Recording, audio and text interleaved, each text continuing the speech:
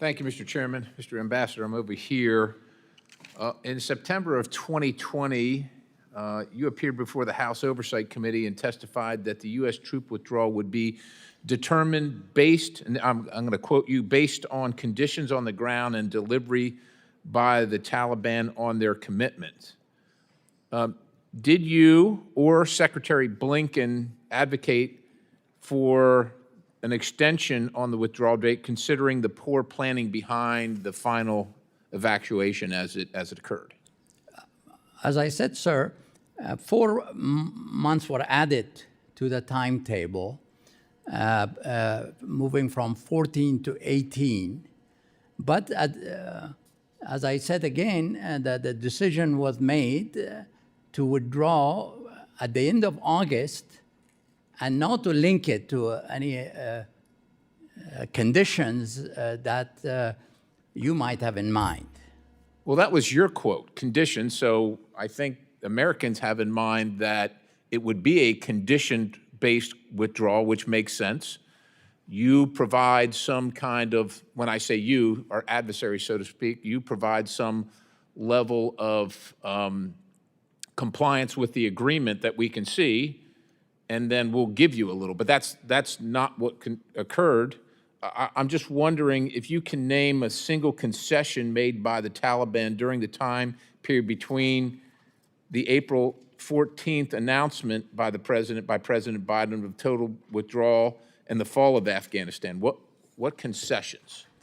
Well, one concession was that they acquiesced to the addition of 4 months that we demanded. Of foreign what? 4 months was demanded of additional time.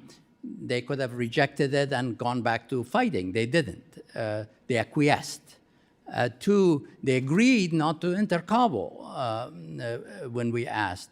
They agreed to sit and agree to a government with, that would include the members of the Republican side, the government side. So. But those agreements, as you know, were hollow because they took more and more and more of the government under their control, which was not in the Doha agreement, which was not what was considered, which was not what was agreed to. Well, and they did invade Kabul. Well, they did because they agreed not to, and then there was to be negotiations. So they lied to us.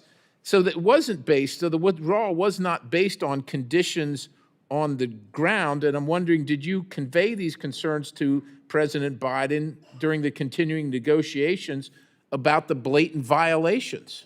They were blatant, but the whole world saw them as they were occurring.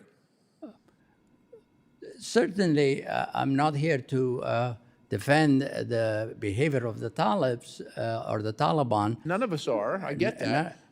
But I believe that I'm trying insisting on additional conditions. We're not asking for additional conditions, just the conditions that they agreed to. And I'm trying to determine, knowing that, you knew that. Sure. The world saw that. Right. The president saw that. I'm assuming, maybe I shouldn't be, but I'm assuming you advised him of that. The secretary advised him of that, but he proceeded anyway. He proceeded to withdraw forces because he believed if he persisted, we'll be back to a fight. And he didn't want to do that. So just out of curiosity in the remaining time, who chose the 20th anniversary of 9/11 as the final evacuation day? I actually do not know that. Did you ever question that? I mean, maybe it's not as important and impactful to you as it for the rest of Americans, but that's pretty significant. I agree with that, but I think, therefore, an adjustment was made to the end of August as the final date of withdrawal. But it was September 11th.